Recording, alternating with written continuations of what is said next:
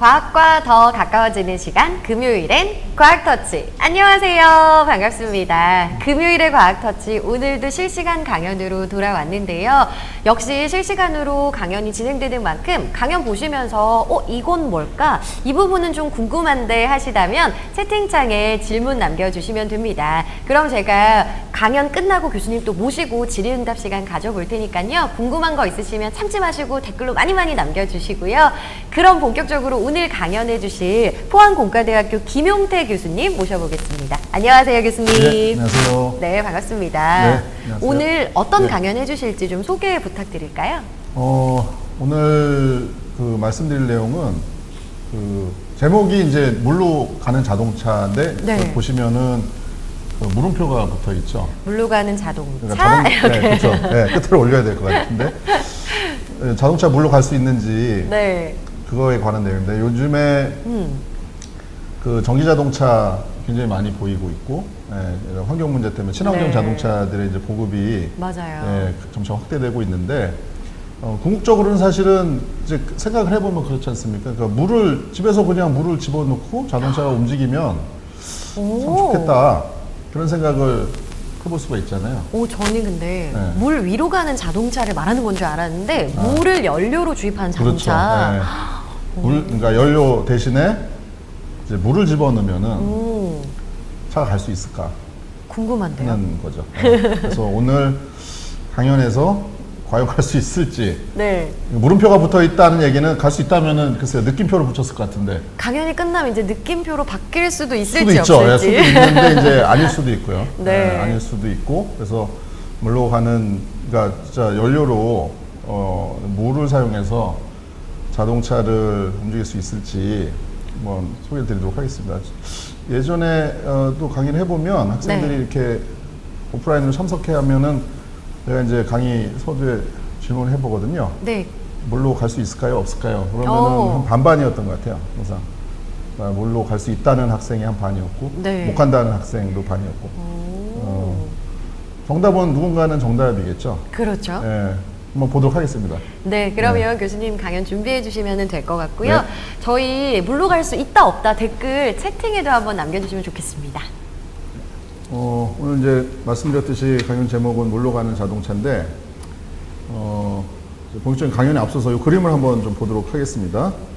여기 보시면은 뭔가 바다 같은데요.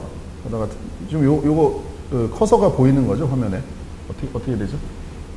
예. 예, 여기 보시면은 여기 배가 떠 있고 바다 같은데 잘 보시면은 요 밑에를 보시면요.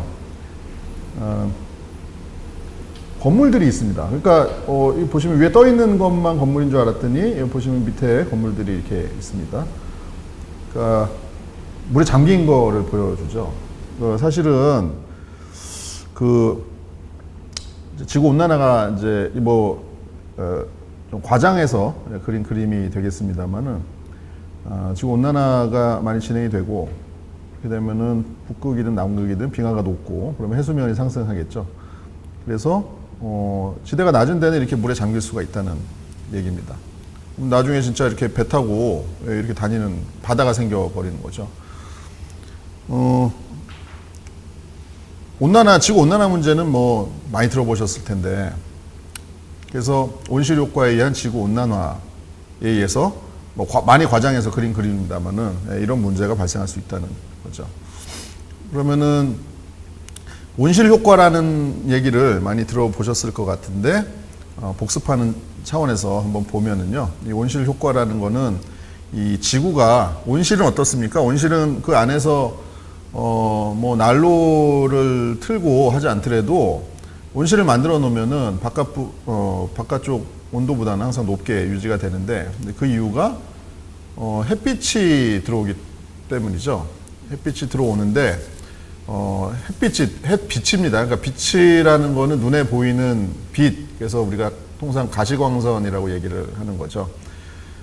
가시광선이라는 형태로 우리가 빛으로 들어오는데 이 빛이 지구에 이렇게 닿은 다음에 우리가 공을 어떤 특정 높이에서 이렇게 공을 놓고서 떨어뜨리게 되면 공이 내가 손에서 들고 있던 높이까지 올라오지 않습니다.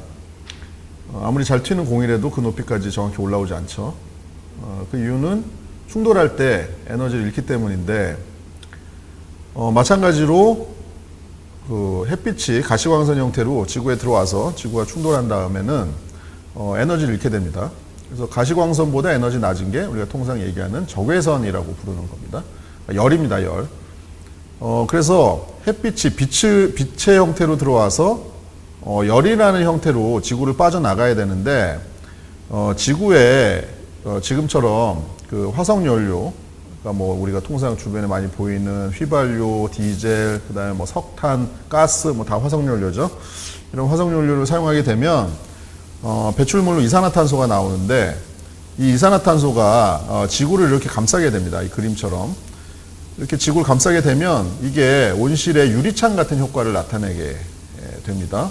그래서 이 이산화탄소층은 빛에는 투명하다고 얘기합니다. 그러니까 빛은 잘 통과시키는데요. 적외선, 다시 말해서 열에는 불투명합니다. 그러니까 열은 통과시키질 않아요. 그래서 온실, 다시 말해서 유리로 된 온실 내지는 비닐로 된 온실 같은 경우에는 빛은 유리도 그렇고 비닐도 그렇고 빛은 잘 통과하지만 열은 잘 통과시키지 않거든요. 그런 유리나 비닐의 역할을 하는 것이 요 지구 대기에 있는 이산화탄소층입니다. 이산화탄소층이 두꺼워지면 두꺼워질수록 빛으로 들어온 에너지가 에너지를 잃고 열로 바뀌는데 열이 빠져나가지 못하게 되는 거죠. 그래서 이 층이 두껍지가 않으면 빛으로 들어왔다 열로 잘 빠져나가서 지구가 항상 같은 온도를 유지할 수가 있는데, 이 온실 효과에서는 그 CO2 층이 열을 못 빠져나가게 하기 때문에 열이 지구에 쌓이게 됩니다. 그래서 이런 이유 때문에 지구의 온도가 계속 올라가게 되고, 그래서 여기 보시면 이런 문제가 생깁니다. 초원이죠. 잔디들 잘 자라고 있는 초원인데 이게 남극이라는 거예요. 그러니까 남극은 이렇게 생기면 안 되겠죠. 이렇게 빙하가 있어야 되는데 점점 초원지대로 바뀌고 있습니다.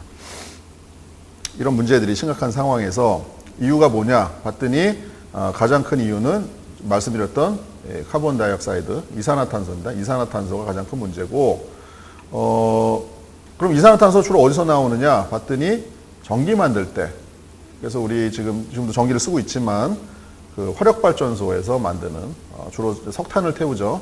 석탄을 태우는 화력발전소에서 나오는 이산화탄소가 제일 많고 그만큼 또 많은 게 자동차가 됩니다.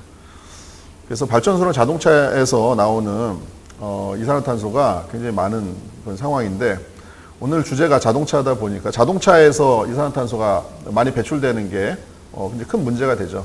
발전소는 한 군데서 이산화탄소가 배출되기 때문에 작정하고 이산화탄소를 붙잡아야겠다 마음을 먹으면 할 수도 있습니다. 뭐 비용이 많이 들지만. 그렇지만 자동차는 여러 자동차가 본인들 원하는 장소, 위치, 이동하는 경로에 따라서 이산화탄소를 마구 뿜어대기 때문에 잡으려고 해도 잡을 수가 없어요. 그래서 오히려 이 자동차에 의한 이산화탄소가 더 심각한 문제라고 볼 수도 있겠습니다. 그래서 보시면 요거는 지금 그 옥탄, 그래서 개솔린 휘발유라고 보시면 되는데, 이 휘발유가 이제 이 엔진에서 연소를 하게 되면 연소 생성물로서 이산화탄소와 물과 열이 나옵니다. 이 열을 가지고서 우리가 이제 자동차를 운행을 하게 되고, 물은 수증기 형태로 밖으로 빠져나가게 되고요. 근데 문제는 뭐 물이야 그냥 이게 많이 나가면은 이제 비가 돼서 내리겠죠, 도로. 문제가 될 게 없는데 문제는 이 이산화탄소입니다. 아까 말씀드렸듯이 이산화탄소가 없어지진 않고 계속해서 하늘에 쌓여서 그 온실 효과를 나타내게 되겠죠. 그래서 지구의 온실 효과, 아까 처음에 보여드렸던 지구가 물바다가 되지 않기 위해서는 이 화석연료를 사용하는 자동차를 손을 봐야 된다는 얘기입니다. 그래서 요즘에 나오는 게 여러 가지 친환경 자동차들에 대한 내용이 소개되고 있는 것이죠. 간단하게 몇 가지 요즘에 보이는 친환경 자동차에 대해서 소개를 드리고, 이후에 오늘 주제에서 과연 자동차가 물로 갈 수 있겠느냐, 물이라는 연료로, 그러니까 물이 과연 연료가 되겠느냐 하는 내용에 대해서 소개를 드리도록 하겠습니다. 친환경 자동차는 뭐 크게 이렇게 네 가지 정도로 우리가 나눠 볼 수가 있는데 HEV, 그래서 하이브리드 일렉트릭 비클이라고 하는 하이브리드 자동차, 이것도 많이 볼 수 있죠. PHEV, HEV에다 P가 붙는데 이 P는 이제 플러그인이라는 뜻입니다. 그래서 하이브리드 자동차는 전기를 꼽는 우리가 돼지코라고 얘기하죠. 돼지코가 없습니다. 근데 이 PHEV는 전기를 꼽는 콘센트가 있어요, 자동차에. 그래서 HEV는 기름만 넣고 가는 차인데 반해서 PHEV는 기름도 넣지만 전기도 넣는, 그러니까 전기 충전도 일부 하고 기름도 넣고 하는 자동차입니다. 그 다음에 나오는 EV라는 거는 이제 일렉트릭 비클에서 이제 요게 요즘에 많이 보이는 인기가 많죠. 전기 자동차라고 하는 겁니다. 전기차. 그래서 이거는 이 전기차부터는 화석 연료, 다시 말해서 휘발유나 디젤 이런 연료를 전혀 넣지 않습니다. 그래서 EV부터는 CO2가 전혀 발생하지 않겠죠. HEV, PHEV는 효율은 좋지만 기름을 넣어야 되기 때문에 CO2가 발생하게 됩니다만 일렉트릭 비클 EV는 CO2가 전혀 발생되지 않습니다. 또 한 가지는 FCEV라고 하는 것인데 이건 이제 Fuel Cell Electric Vehicle의 약자입니다. 그러니까 연료전지 자동차, 이렇게 이제 수소 연료전지 자동차. 그러니까 통상 요새는 수소차라고 부르는 형태의 자동차입니다. 이 형태의 자동차는 전기를 넣고 우리 스마트폰 충전하듯이 전기를 충전하는 게 아니라 주유소에서 휘발유를 넣듯이 수소를 충전하는 형태의 자동차입니다. 그러면은 얘는 전기가 아니니까 이산화탄소가 나오느냐 하면은 나오지 않습니다. 왜냐하면은 아까 다시 요걸 보시면 CO2가 나온 이유가요. 이유는 뭐냐면은 이 연료가 하이드로카본이기 때문에, 그러니까 통상 우리가 하이드로카본 탄화수소라고 하는데 탄화는 C가 탄소죠. 탄화 수소, 그러니까 탄소가 결합된 수소다라는 의미에서 탄화수소라는 말을 쓰는데, 이 탄화수소 연료를 사용하게 되면 연소할 때, 연소라는 것은 산소와의 반응이라고 배우셨죠. 산소하고 반응할 때 이 수소 파트는 그냥 물이 됩니다. 물이 되는데 이 CO2는 어디서 발생하느냐? 이 탄소 파트에서, 카본 파트에서 발생하는 겁니다. 그러니까 요 탄소가 없으면 여기에 있는 C8이라고 되어 있는데 여기 없으면 이산화탄소는 나올 리가 없겠죠. 그게 뭡니까? C가 없고 수소만 있는 이 답이 나왔네요. H만 있는 거 수소겠죠, 그게. 그래서 우리가 수소 자동차는 주유소에서 기름 넣듯이 수소 연료를 집어넣는데 이 수소 연료는 반응을 시켜도 물밖에 나오지 않습니다. CO2는 전혀 나오지 않아요. 그래서 정리해 보면 HEV나 PHEV는 HEV는 순수하게 가솔린이나 디젤 연료, 화석 연료, 그다음에 PHEV는 전기랑 연료가 같이 들어간다고 했죠. 그래서 여기까지는 CO2가 발생합니다.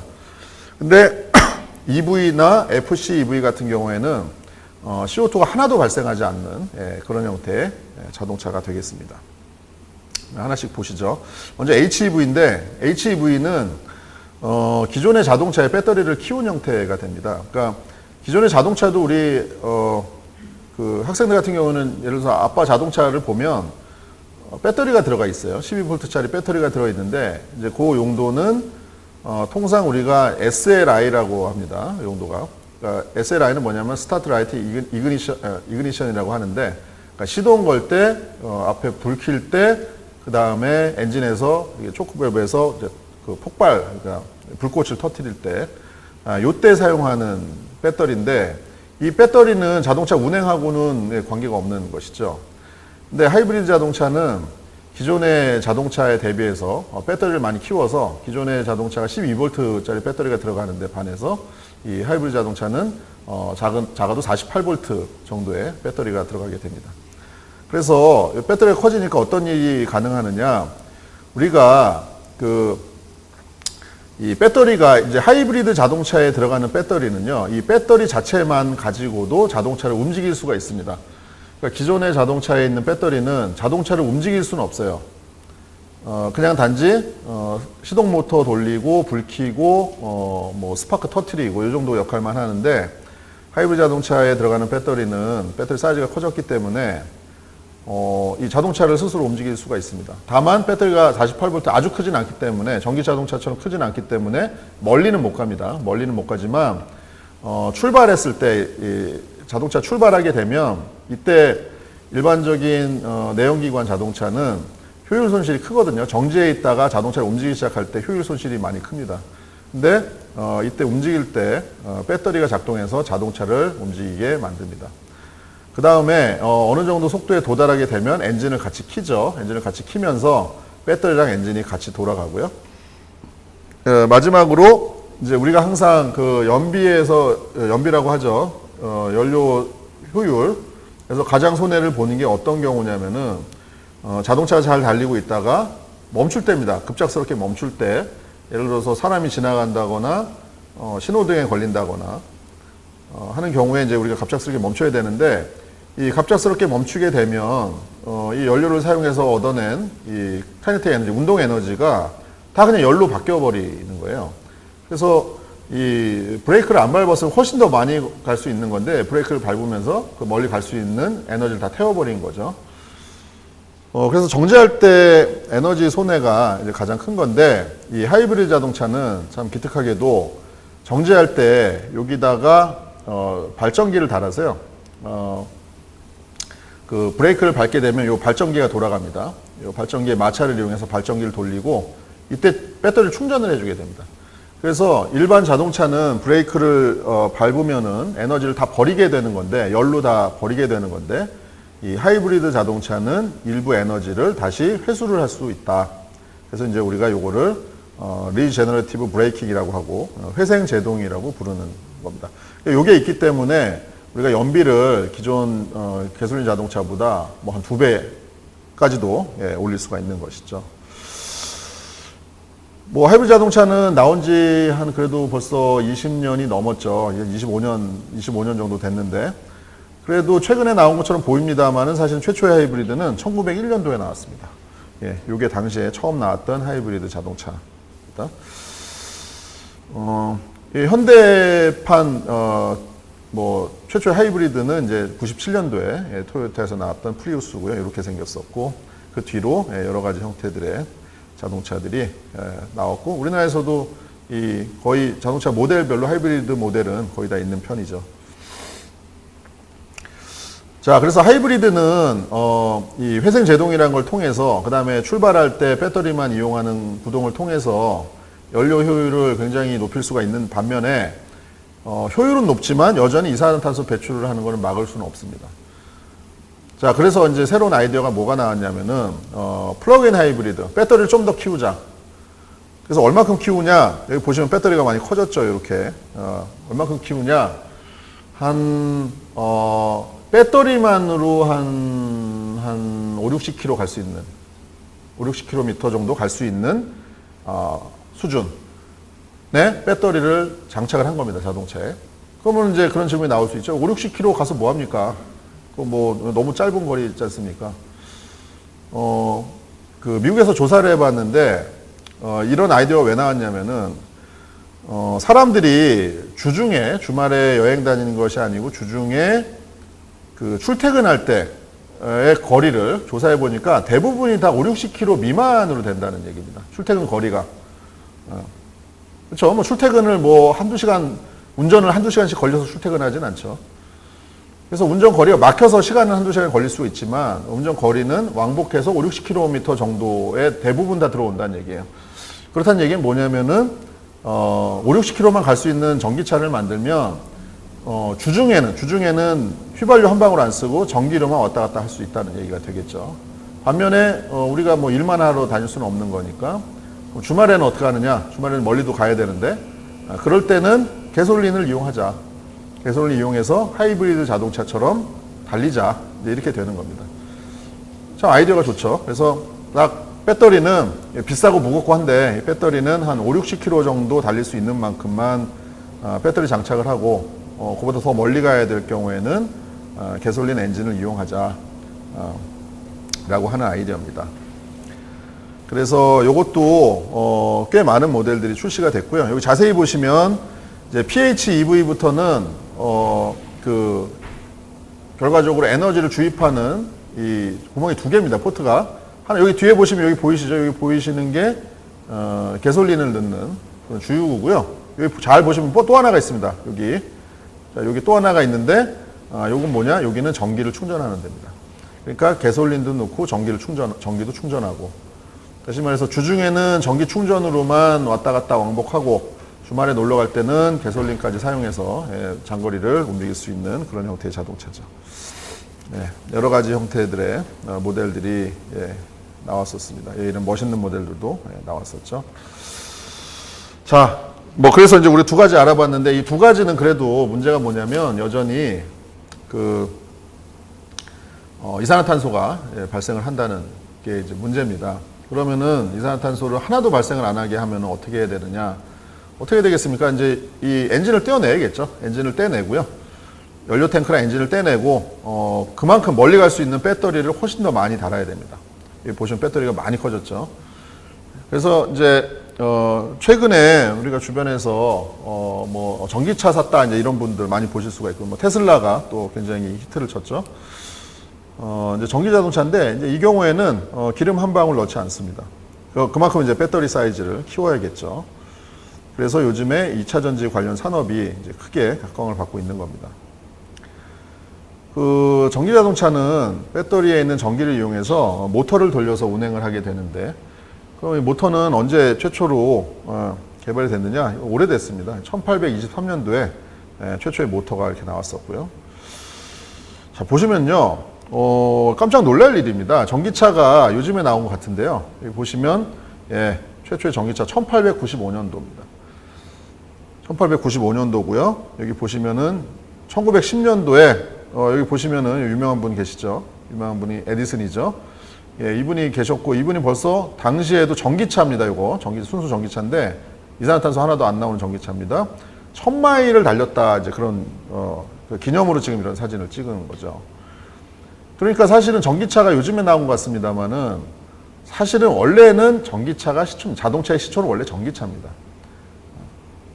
그런데 전기차는 지금도 뭐 배터리 사이즈 때문에 항상 우리가 운행할 수 있는 거리가 제약을 받는데 당시엔 더했겠죠. 지금보다 배터리 기술이 없었으니까. 그래도 처음에는 전기차가 유행을 하다가 그 뒤로 1910년도 지나가면서부터 이제 개솔린 자동차가 오히려 후발주자로, 당시에는 개솔린 자동차가 훨씬 더 멀리 갈 수 있으니까 원래는 이제 전기차가 다 장악하고 된 시장을 조금씩 이제 차지하기 시작했던 거죠. 그래서 사실은 자동차의 원조는 전기차입니다. 뭐 최근에는 전기차 모델들이 굉장히 많이 나오고 있죠. 뭐 이제 전 세계 아마 전기차 판매량으로 봤을 때 아직까지 누적 판매 대수를 전 세계 1위 한 게 아마 요 닛산 리프가 아닐까 생각이 됩니다. 뭐 이런 차들이 테슬라 나왔죠. 자, 그래서 전기차 관련 내용을 한번 정리를 해보면요. 아까 말씀드렸듯이 지금 우리가 통상 그 화석연료를 사용하는 자동차는 거기도 배터리가 들어 있습니다. 12V 배터리가 들어 있어서 SLI 기능만 한다고 말씀드렸죠.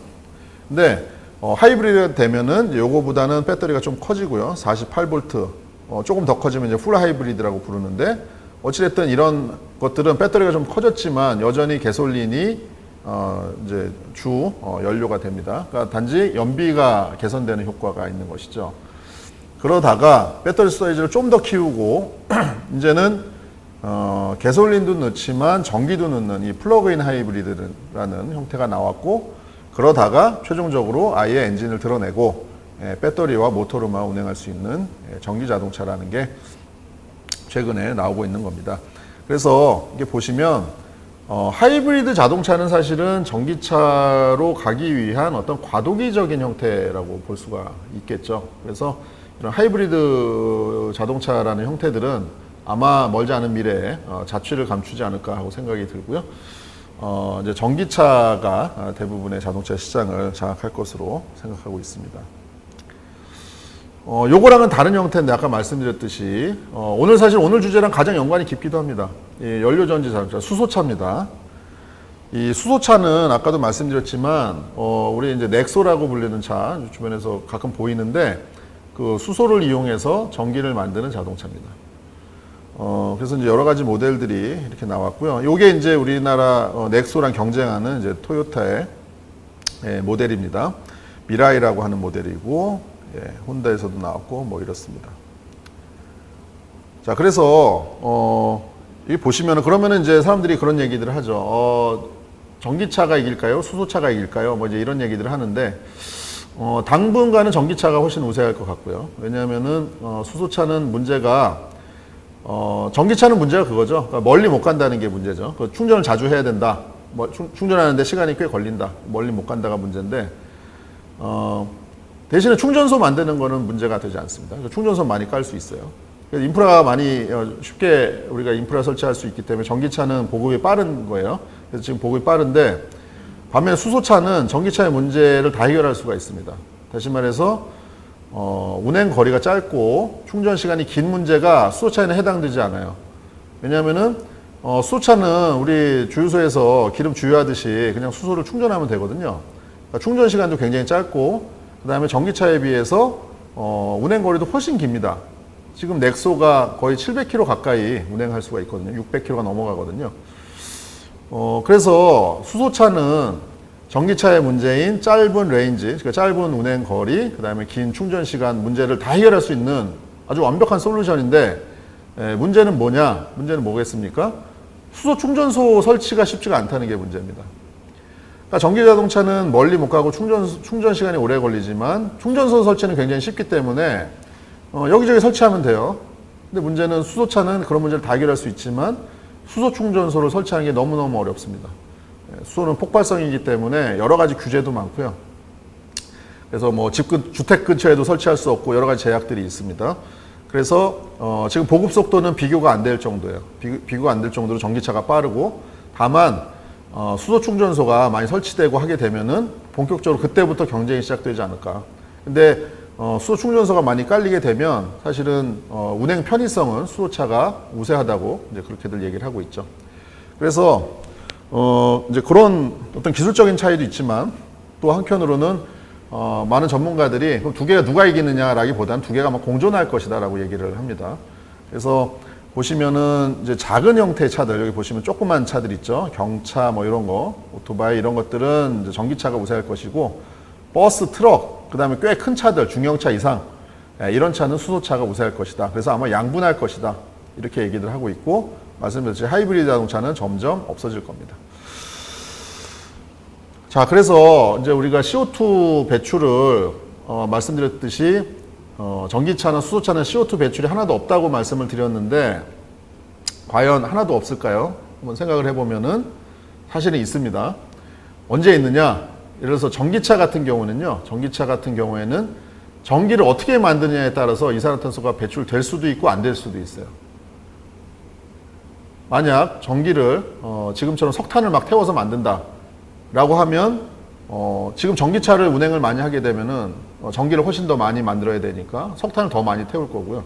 그러면 CO2는 훨씬 더 많이 발생할 겁니다. 그래서 전기차는 전기를 어떻게 만드느냐에 따라서 CO2가 발생하느냐 안 발생하느냐가 차이가 나는 거죠. 예를 들어서 태양광으로 깨끗하게 우리가 전기를 만들었다. 그럼 CO2가 하나도 발생 안 하지만 석탄 화력 발전소에서 전기를 만들었다 라고 하면 CO2는 어마어마하게 발생을 하는 것이죠.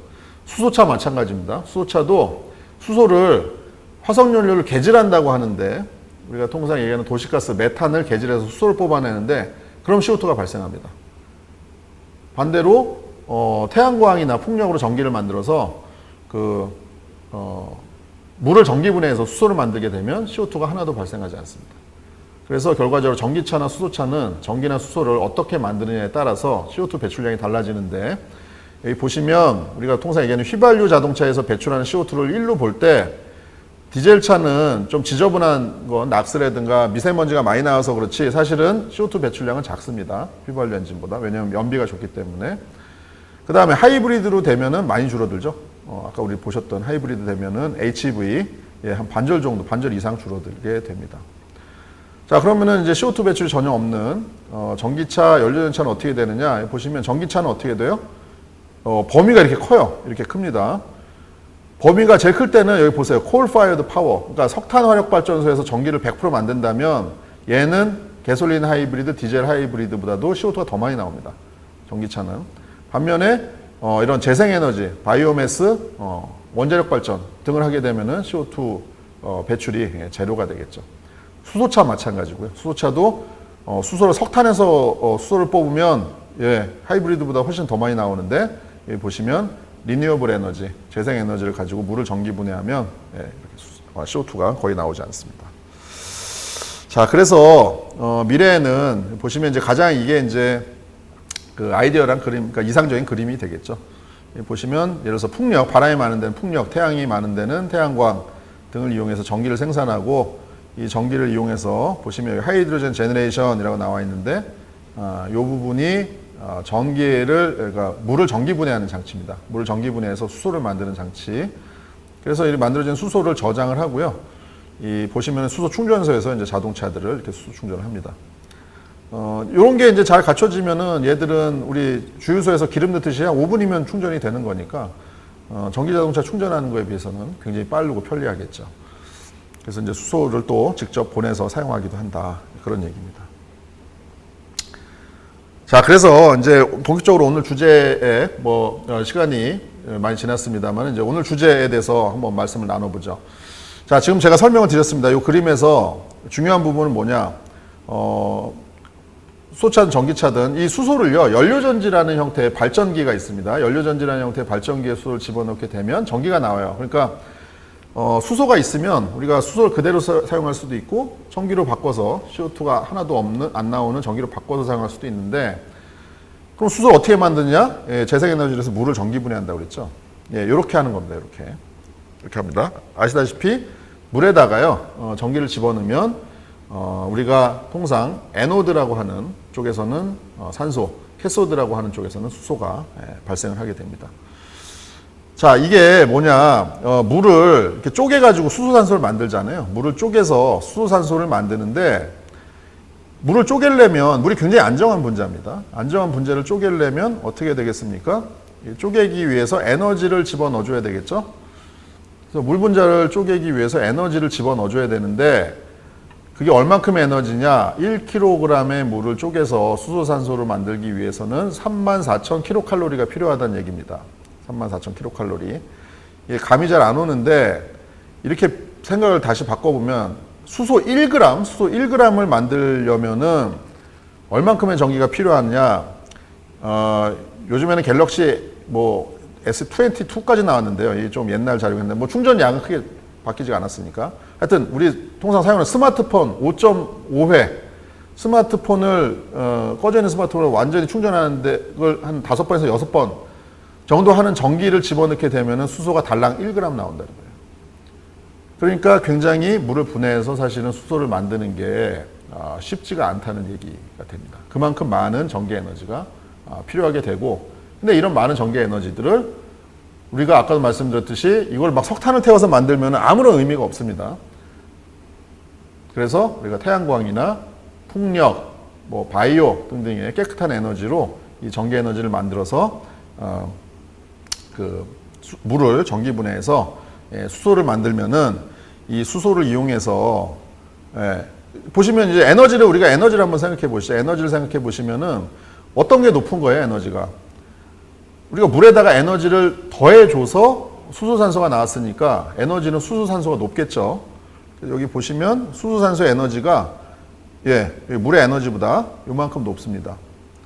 그리고 고등학생들은 알겠지만 이렇게 넘어가는 여기 에너지가, 그러니까 수소산소가 물보다 에너지 높다고 해서 바로 반응해서 낮은 에너지 물로 바뀌진 않죠.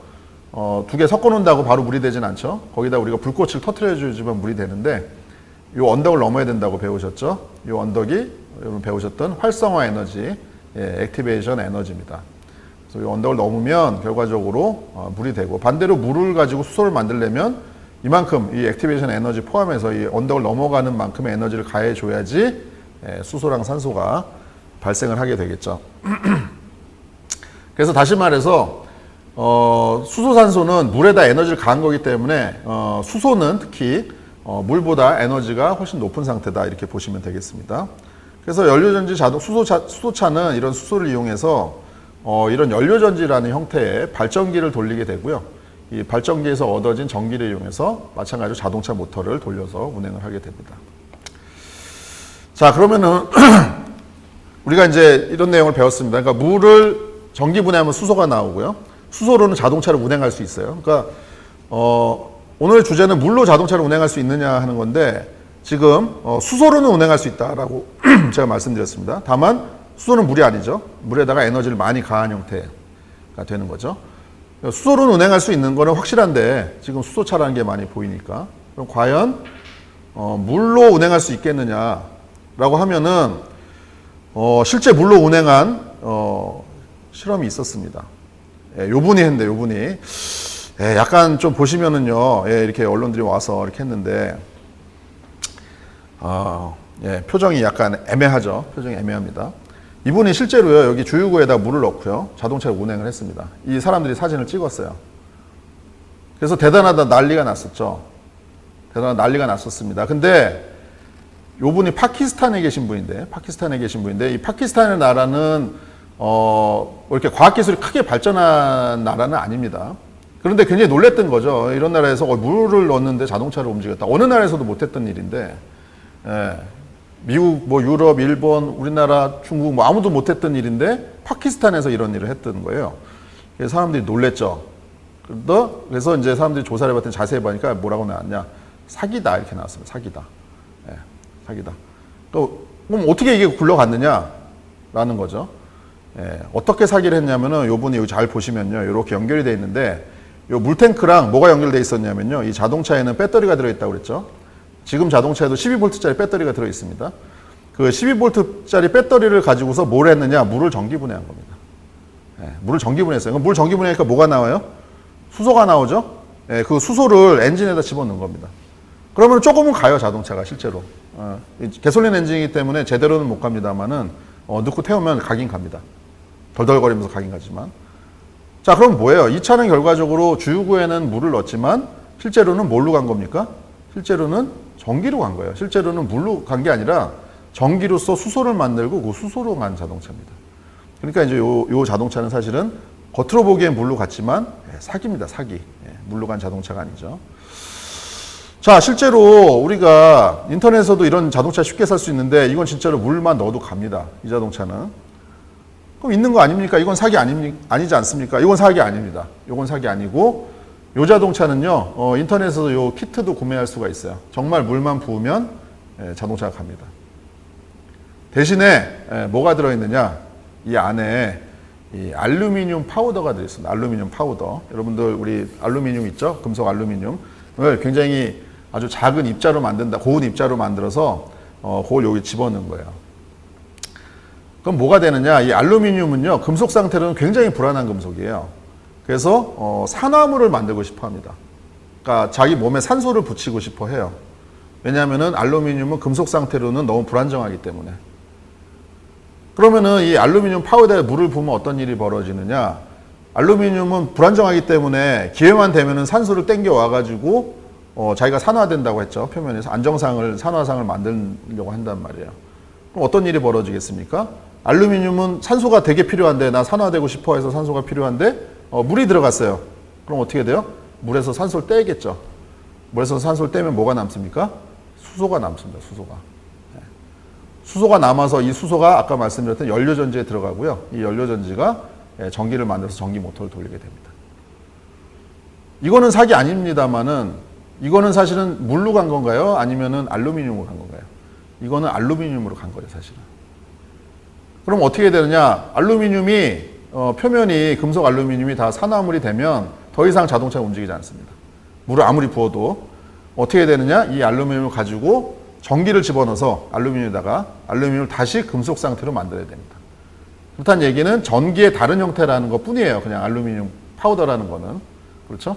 그러니까 결과적으로 아까 이 사기꾼이 얘기한 거는 뭐냐면은 그냥 안 보이게 배터리를 숨겨놨다가 그냥 전기를 이용한 거고, 이 알루미늄은 전기의 다른 형태라고 그냥 보시면 된다는 얘기입니다.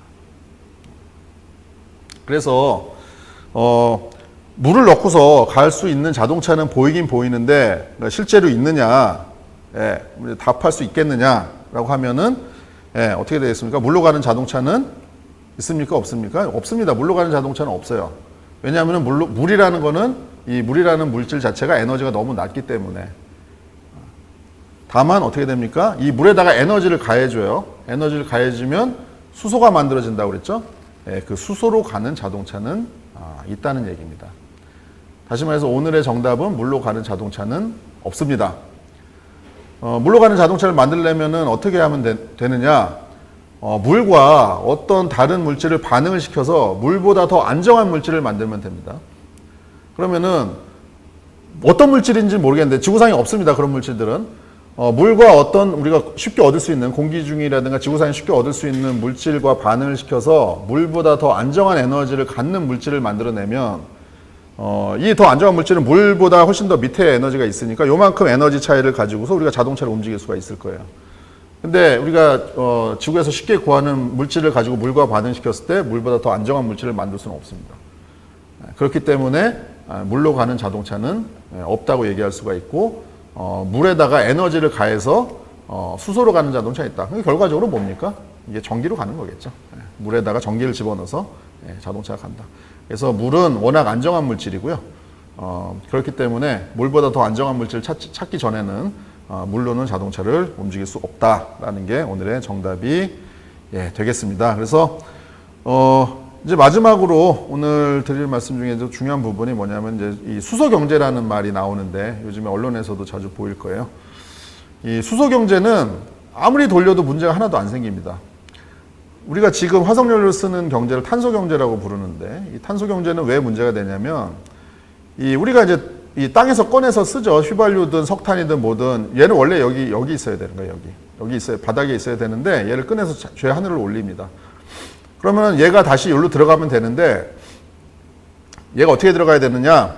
나무가 되고 그래서 얘가 죽어서 묻혀서 다시 얘가 화석연료가 돼야 돼요. 근데 하늘로 올라가는 속도에 비해서 땅으로 내려가는 속도가 너무너무 느립니다. 그래서 이건 비가역적이에요. 지금 탄소 경제에서는 바닥에 있어야 할 탄소들을 최대기에 올렸기 때문에 온실 효과가 발생한 건데 수소 경제에서는 수소가 있죠. 얘를 전기를 만들고 물이 물로 바뀌죠. 물로 바뀌면 물은 증발합니다. 그냥 물은 증발하고요. 물은 다시 모아서 여기다 전기를 가면 다시 수소가 돼요. 다시 물이 되고요. 물수소가 되기 때문에 이거는 문제될 게 하나도 없는 시스템이에요. 그래서 앞으로 우리가 사는 이 세상을 처음에 보여드렸던 사진처럼 그런 무시무시한 세상이 되지 않으려면 지구 온난화를 막으려면 반드시 이뤄내야 되는 것이 이 수소 경제라고 하는 것이고 전 세계 우리나라도 굉장히 앞서가는 나라 중에 한 군데입니다. 이 수소 경제를 이룩하기 위해서 많은 노력들을 하고 있습니다. 그래서 오늘 강의를 들은 여러분들도 이 수소 경제에 관심을 많이 가지시고 앞으로 이 수소 관련 뭐 연구를 하셔도 좋고 또 관련 이제 어떤 사업을 하셔도 좋고 새로운 비즈니스 또는 새로운 어떤 뭐 아이디어를 갖는 제품 등등 이 수소 경제에서 기회가 굉장히 많을 것으로 생각이 됩니다. 그래서 앞으로 이 수소 경제에 많은 관심 부탁드리도록 하겠습니다. 오늘 강의는 이것으로 마치도록 하겠습니다. 감사합니다. 저는 물로 가는 자동차가 이제 생긴다라고 결론을 내려주실 줄 알고 좀 기대했어요. 요즘 사실 기름값이 너무 비싸거든요. 그랬으면 좋았겠는데요, 진짜. 그러니까 저희 집에 있는 생수로 내가 차를 운전할 수 있는 것인가 하고 기대했는데 사실상은 이제 없다. 없네요. 여기는 없습니다. 없다라고 말씀을 해주셨습니다. 오늘 강연하시면서 처음에 이제 안녕하세요 인사도 좀 나눠주셨고요. 질문들도 좀 올려주셨는데요. 조은우님께서 수소를 저장하는 방식이 궁금하고 기존에 있는 LPG 충전소를 수소 충전소로 사용할 수 있는지 궁금하시다고요. 공부를 많이 하신 분이신데요. 네. 맞습니다. 그러니까 수소가 되게 좋은 연료인데 문제는 뭐냐면은 부피가 너무 큽니다. 그러니까 가솔린 가솔린 요만큼 필요하다면 수소는 이거보다 뭐 100배 이상 필요한 거예요, 부피가. 그러니까 저장하는 게 굉장히 중요한 이슈가 되는 거죠. 그러니까 그냥 이거를 우리가 1기압에서 수소를 저장한다면요, 자동차보다 몇 배 클 거예요, 수소 탱크가. 그렇게 되는 이제 사용할 수가 없는 건데 이제 그러다 보니까 수소 저장하는 게 굉장히 중요한 이슈가 되고 있고 방법이 여러 가지가 있습니다. 제일 쉬운 방법은 뭐가 있을까요? 제일 쉬운 방법은 그냥 압축하면 되겠죠. 압축. 압축. 그래서 잘 압축해서 탱크에 담아 놓으면 되겠죠. 이제 압축하는 방법이 지금 수소차에 통용되는 방법은 700바 탱크를 씁니다. 네. 그러니까 대기압보다 700배를 압축을 하는 거죠. 오. 예, 그래서 확 압축해서 네. 예, 튼튼한 탱크에다가 담아놓고 예, 그게 쓰는 게 이제 우리가 통상 주변에 보이는 그 넥소 이런 차들이 수소차가 예, 700바짜리 탱크를 사용하는 예, 방식이에요. 그래서 수소 탱크가 예, 그래도 굉장히 크죠. 그래서 이제 그거 더 줄이려면 어떻게 해야 되느냐? 네. 예, 라고 했을 때 더 줄이려면 수소를 압축해서 하는 것보다 더 줄여야 되는 방법은 더 줄 수 있는 방법은 예, 수소를 액화하는 방법이 있겠습니다.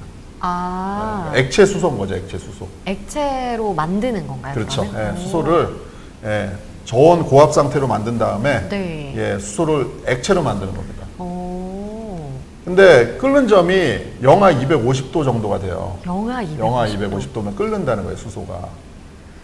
그러면 그 온도 유지 자체를 안 되죠. 그게 쉽지가 않죠. 예. 그래서 지금도 연구들을 열심히 하고 계신데 네. 그리고 이제 부피를 많이 줄일 수가 있어요. 압축하는 것보다 훨씬 많이 줄일 수가 있는데 액체화만 가능하면. 그렇죠. 예. 가능합니다, 실제로. 오. 예, 가능한데 문제는 걔를 이 단열을 어떻게 해야 될 것이며, 예, 그러니까 물로 치면요, 물 끓는 점이 100도잖아요. 네. 근데 이제 수소 끓는 점이 마이너스 254도인데 지금은 30도라고 치면은 네. 물로 치면은 100도 끓는 점은 300도가 높은 거니까 400도에서 우리가 물을 안 끓게 어떻게 해야 된다는 얘기가. 그렇죠. 그러니까 이게 쉽지가 않은 예, 상황이고 이제 그러다 보니까 지금 액화 수소를 연구하는 사람들도 많이 있습니다만은 네. 당분간 되긴 좀 어렵겠다, 액화 수소는. 가능하긴 하지만 지금 상용화가 되기까지는 좀 오랜 아, 시간이 오래 걸릴 것 같다. 걸릴 것 같다. 그래서 단열을 아무리 잘해도 네. 증발하게 되겠죠. 그러니까 끓게 되겠죠. 열이 네. 조금이라도 들어가면. 그러면은 탱크가 폭발하지 않게 하려면은 조금씩 열어줘서 빼줘야 되겠죠. 그 증발한 수소를. 네. 예, 그러니까 수소 손실이 많이 일어난다고 합니다. 그러면 LPG 충전소를 수소 충전소로 사용할 수 있을지도. 아니요, 이제 그거 전에 네네네. 사실은 더 중요한 방법이 있어요. 어떤 거? 한 가지 더 남아있나요? 한 가지 더 남아있는데. 아, 그렇군요. 그게 이제 요즘에 얘기 많이 나오고 있는 암모니아입니다, 암모니아. 암모니아. 예. 그러니까 암모니아인데, 암모니아는 그러니까 수소가 있으면요. 네. 공기 중에 80%가 질소잖아요. 네. 예, 질소랑 수소를 철 위에서, 철 촉매 위에서 네. 이제 고온 고압에서 이렇게 반응을 시켜주면 N2 더하기 H2, 네. 예, 그러니까 N2 더하기 3개의 H2겠죠. NH3가 됩니다. 네. 암모니아가 돼요, 암모니아. 오. 그게 이제 하버보시법이라고 해가지고요.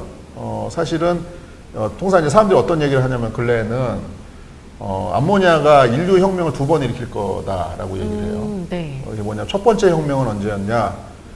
암모니아가 하버보시법에 의해서 암모니아가 최초로 생성됐을 때, 좀 제가 정확히 연도가 기억나나 모르겠어요. 1920년도 정도 될 거예요. 네. 어떤 일이 벌어졌냐면요. 암모니아가 합성이 되면서 인류가 기하급수적으로 증가를 했습니다. 암모니아가. 네. 그게 조금 약간 이해가 그러네요. 잘 안 가죠. 네. 네. 이상하죠. 암모니아는 사실 우리가 접한다는 거 화장실 요새는 잘 그렇죠. 화장실 청소할 때도 안 쓰잖아요. 예전에는. 예전에는 냄새 나고 그랬는데 맞아요. 요즘에는 화장실 청소할 때도 안 쓰고 뭐 암모니아가 뭐 어디 있나 싶은데 네. 이게 왜 인류의 인구수를 급증하게 했느냐? 네. 식량이 엄청나게 증대했습니다. 왜냐하면은 암모니아 요소 비료라는 게 있습니다. 비료 네. 중에 요소 비료가 있는데 이 요소 비료는 지금은 어디서 합성을 하느냐? 암모니아를 가지고 요소 비료를 합성을 합니다. 비료를 합성할 때 원료가 되는 게 암모니아예요. 오. 근데 암모니아가 공업적으로 합성되기 전에는 요소를 다 어디서 구했느냐? 네. 사람의 어떤 인분, 인분. 그 다음에 가축, 예, 이런 데서 구했단 말이에요. 그러니까 이게 한계가 있죠. 이런 데서 분유에서 구할 수밖에 없다 보니까 한계가 있을 수밖에 없는 거죠. 비료 생산하는데. 그러니까 이제 곡식들이 많이 못 자라는 거였는데 공업적으로 암모니아가 합성이 되면서 요소 비료를 합성을 할 수가 있게 됐어요. 네. 그러면서. 그렇다는 얘기, 그렇죠. 그렇다는 얘기는 비료를 퍼부었다는 얘기입니다. 퍼부을 수가 있게 되면서 식량 생산량이 급증하기 시작했어요. 그러면서 인류의 인구 수가 급증을 하게 된 거예요. 그게 첫 번째 그게 암모니아 첫 번째 암모니아 혁명이에요. 혁명이에요. 네. 그럼 두 번째는 두 번째 암모니아 혁명이 이 수소랑 관계가 있다고 얘기들을 합니다. 아직 안 왔군요. 아직은 안 왔는데 네. 지금 사실은 뭐 저희 학교하고 밀접한 회사가 이제 포스코라는 회사가 있죠. 네, 네, 네. 예, 여기 포항에. 그 회사에서도 굉장히 크게 준비하는 게 뭐냐면은 철을 만드는데 다량의 탄소가 사용이 됩니다. 네. 엄청난 이산화탄소가 발생을 하는데 예전에는 그냥 환경 측면에서 우리가 좋은 일 하자 하는 측면에서 CO2를 줄이자 이렇게 됐는데 최근에는 CO2를 줄이지 않으면 세금을 많이 내야 돼요. 네. 예, 사업을 할 수가 없을 정도가 됩니다. 앞으로 가면 갈수록. 그래서 탄소 발생을 안 시켜야 되는데 그러면서 고민하는 게 뭐냐면은 제철을 하는데 수소를 쓰자는 겁니다. 탄소 대신에. 예. 그럼 어마어마한 수소가 와야겠죠. 네. 예. 근데 아까도 말씀드렸듯이 수소를 기존의 도시가스 같은 거를 이렇게 수소를 떼내서 만들면 CO2가 어마어마하게 나와요.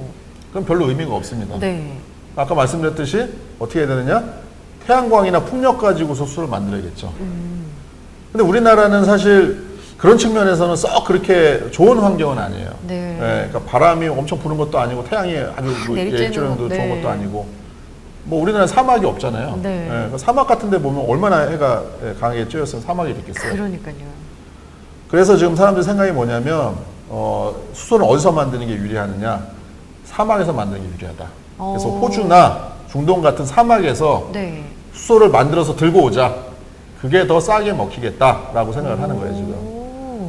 근데 문제는 그러면 어떻게 됩니까? 수소를 아까 말씀드린 부피가 너무 크다고 그랬잖아요. 네. 배에 싣고 들어오려면은 배가 너무 커져야 되잖아요. 그렇죠. 그래서 사람들이 액화를 할까 생각했는데 아까 말씀하신 액화 기술적으로 간단치가 않아요. 네. 어떻게? 너무 낮으니까. 네. 그러니까요. 어떻게 하느냐?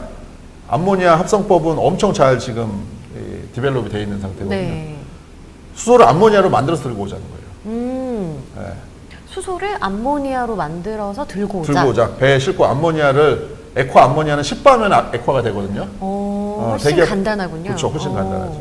10배 압력만 가해주면 암모니아는 액화가 돼요. 네. 그래서 액체를 만든 다음에 배에 싣고 들어와서 여기서 다시 수소로 바꾸자. 네. 아니면은 네. 이 암모니아를 그대로 쓰자. 이 암모니아라는 네. 게? 암모니아 자체를 그대로 쓰자. 그렇죠. 암모니아를 예를 들어서 암모니아 엔진을 만들 수도 있어요. 그러면은 암모니아 엔진은 연소를 시키는 거잖아요. 네. 그럼 CO2가 나오나? 안 나오는 거잖아요. 왜냐면은 암모니아 N하고 H인데 H 연소시키면 물이 나오고 네. N을 연소시키면 N2가 질소가 나옵니다. 그냥. 네. CO2 안 나오잖아요. 정은님이 운반비가 더 나올 것 같다고 또 채팅을 달아주시고 운반비 많이 나오죠. 저는 네. 또 궁금한 게 이 얘기를 해주셔서 지금은 이제 기름이 나는 나라라고 해서 기름이 있는 나라들이 굉장히 부유하잖아요. 그렇죠. 부자잖아요. 그럼 이 수소를 사막에서 생산을 하기가 너무 좋다. 그럼 앞으로 수소가 나는 나라 이렇게 될 수도 있는 건가요? 그렇습니다. 네. 저희 나라는 그럼 우리나라는 뭐 아쉽죠. 네, 아쉽고 기술을 빨리 뭔가 기술 문제는 아니에요. 그러니까 뭐 기술을 잘 해놓은 네. 건 중요한데 네. 문제는 이게 아까 말씀하신 재생에너지에서 얻어야 된단 말이에요. 네. 대표적인 게 태양광 폭력인데 네 우리나라는 좀 그렇습니다. 그게 지형이나 환경이 네.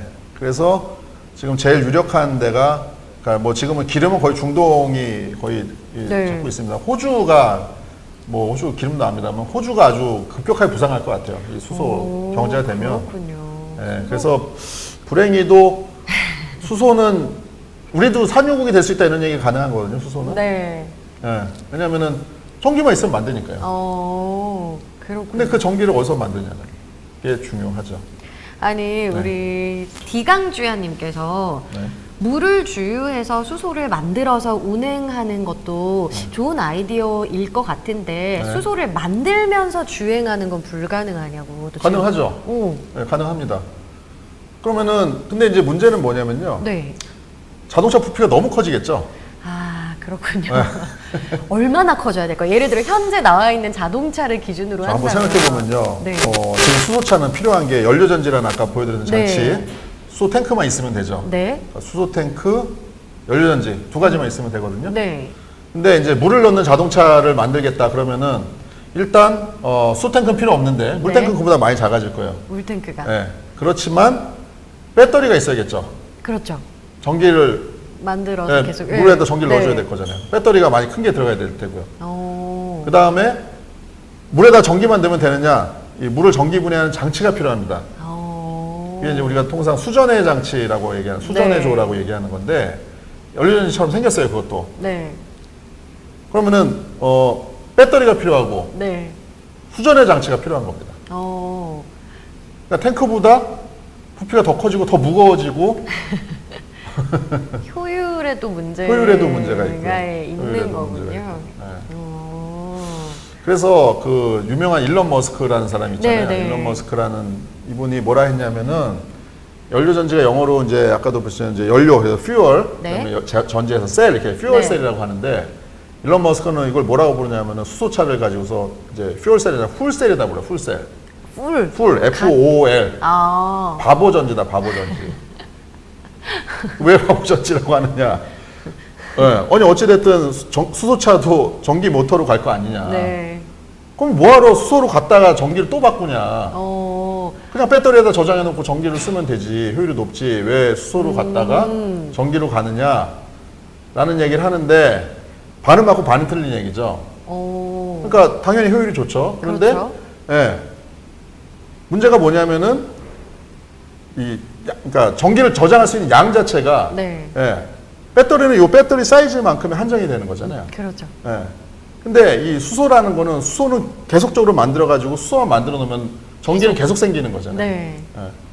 그래서 이 수소 만들 때 전기를 수소로 만들 때 효율 손실이 많이 일어나고 수소를 가지고 전기를 만들 때 효율 손실이 많이 일어나는데 네. 왜 이 두 번씩이나 효율 손실을 일으키냐는 거죠. 그런데 이 전기를 가지고 수소를 만들 때 이 전기가 뭐냐? 재생에너지인 겁니다. 그렇다 뭐냐면은 이 전기를 안 쓰면 버리는 전기예요, 그냥. 네. 안 쓰면 버리는 전기를 가지고 효율을 굳이 우리가 따질 필요는 없는 거죠. 이걸 안 썼으면 버리는 거니까. 이제. 네. 예. 그래서 반은 맞고 반은 틀린다는 얘기인데, 그래서 뭐 이 수소가 정말 지금 이제 이렇게 암모니아로 해가지고 수소를 만들고 인프라가 좀 깔리면 네. 사실은 자동차 자체로는 수소차가 우세하다고 보여집니다. 자동차 자체로는 예, 왜냐면은 우세하다. 이 거리 문제, 충전 시간 문제가 배터리 아무리 충전을 빨리 한다고 하더라도 네. 수소를 쫓아올 수는 없거든요. 그러면 수소 자동차가 상용화되는 데까지 오래 걸리는지 연료 관련해서는 어느 정도가 가성비가 좋은 건지 정은님이 또 질문해 주셨어요. 사실 상용화 돼 있죠, 지금도 수소차는. 보이잖아요, 우리 주변에서. 문제는 수소차 문제가 아닌 거예요. 수소 충전소가 문제인 거죠. 그렇군요. 예, 그러니까 수소 충전소만 많이 확충이 되면은 네. 우리가 지금 지금 LPG 충전소 정도 수소 충전소가 깔렸다고 보면은 제가 보기에는 수소차가 더 유리할 수 있다고 봅니다.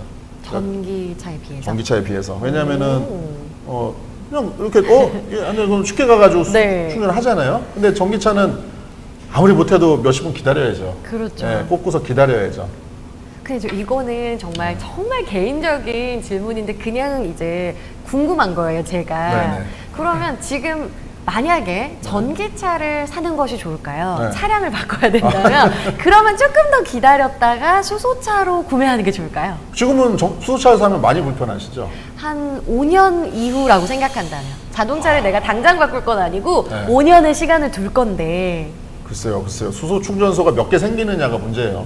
그러니까 지금 정부 계획상으로는 네. 5년 뒤에는 수소 충전소가 충분히 생겨서 괜찮을 것 같거든요. 네, 그 5년 계획대로만 간다면 네. 근데 이제 문제는 뭐냐면은 수소 충전소를 설치하기가 쉽지가 않은 게 네. 그 사회 수용성이라고 통상 얘기를 합니다. 네. 그러니까 예를 들어서 수소 충전 여기 딱 세우면은 근처에 있는 주민들이 받아들이겠느냐는 거예요. 그런 문제들이 또 있군요. 그러니까 아무렇게나 세울 수가 없는 거예요. 그렇죠. 이게. 그러니까 뭐 충전소가 돈만 있으면 세우는 건데 주변에서 주위의 사람들이 굉장히 오해를 하는 거죠. 그러니까 수소는 너무 위험한 거다. 위험하게 느껴지니까. 수소폭탄이라 막 이런 얘기를 한단 말이에요. 네. 왜 북한에서 수소폭탄 성공했다고 대대적인 자랑을 했지 않습니까? 네. 그렇죠. 근데 이제 그것도 사람들이 많이 착각하시는 게 뭐냐면은 네. 수소 차가 사고가 나서 수소차가 폭발을 하게 되면은 그게 수소폭탄이 된다고 생각을 하세요. 그런 이제 저도 일반인이니까 연구를 하는 사람이 아니니까 그런 이제 생각이 생각을 들죠. 하시죠. 네네. 네. 근데 그렇게 되면 사실은 진짜 오히려 저희는 좋아야 됩니다. 그러니까 수소 자동차가 사고 나서 부딪혔는데 네. 얘가 수소 폭탄이 됐어요. 네. 그러면은 북한에서 김정은이 그렇게 자랑 안 하죠. 그 정도로 수소 폭탄 쉽게 만들면. 그러니까 무슨 얘기냐면은 이 수소 폭탄이라는 거는 네. 수소 핵융합이라는 건데 네. 이 수소 핵융합을 하려면 어마어마한 에너지가 필요하거든요. 네. 그래서 원자탄이 필요한 거예요. 네. 그러니까 수소 폭탄을 만들려면 원자폭탄은 핵폭탄이 기본이 돼야 되고 네. 이 핵폭탄에서 나온 에너지를 가지고 수소 폭탄을 만드는 겁니다. 수소를 융합시켜서 헬륨을 만드는 거예요. 그럼 수소 하나로는 그럴 위험이 없다. 근데 만약에 네? 수소차가 부딪혔는데 수소 폭탄이 됐다. 네, 그럼 우리는- 그게 얘기하는 꿈의 상온 핵융합이거든요. 아, 그렇구나. 그러니까 그럴 위험을 걱정을 하지 않아도 된다. 그럼요. 그런데 그러니까 상온 비슷한- 핵융합이 되면 네. 사실은 수소니 뭐니 이렇게 애써 연구할 필요 없습니다. 그냥 오. 인류의 에너지 문제가 다 해결이 되는 해결된 상온 거예요? 핵융합이 되면. 비슷한 질문을 주신 게 수소 자동차가 전기차 배터리처럼 화재가 될 위험은 없을까요? 라는 질문을 주셨거든요. 그런 부분에서는 그거의 측면에서는 수소차가 훨씬 유리한 게요. 훨씬 안전하다. 훨씬 안전해요. 그러니까 이게 되게 사람들이 오해를 하고 있어요. 네. 그러니까 전기차는 이게 불이 붙으면 배터리에 불이 붙잖아요. 네. 배터리가 바닥에 깔려 있죠, 차에. 그쵸. 예, 그럼 차가 전소가 되는데 네. 수소 탱크는 차 트렁크 쪽에 있단 말이에요. 네. 근데 거기에 만약에 총을 예를 들어서 총을 네, 맞아서 거기 네, 구멍이 네. 났다. 네. 그럼 폭발이 일어나느냐? 그 폭발이 일어나지 않습니다. 그럼 어떻게 되는 건가요? 이렇게 뭐 구멍이 나면요, 그냥 수소가 새고 말아요. 오. 근데 새다가 거기 불꽃이 있으면은 불이 붙는데 불꽃이 위로 붙어요, 위로. 그렇구나. 그러니까 이게 차가 전소될 위험이 있다기보다는 새는데 공기 중에 그 불꽃이 있으면 그게 불이 붙을 수 있는 건가요? 그러니까 탱크가 이렇게 있으면 여기에 이제 구멍에 뚫려서 수소가 새죠. 근데 네. 수소 공기보다 가볍기 때문에 이렇게 올라가거든요. 올라가죠. 네. 예. 올라가는데 여기 불꽃이 있으면 불이 붙어요. 네. 이게 불이 붙는데 이 가연 범위가 수소는 4에서 75%입니다. 그러니까 이 탱크 안은 100% 수소잖아요. 그럼 불이 네. 안 붙는 거예요. 불꽃이 있어도. 터질 위험이나 뭐 불이 확 없는 네. 거죠. 그래서 이거는 유튜브에 굉장히 많이 나와 있어요.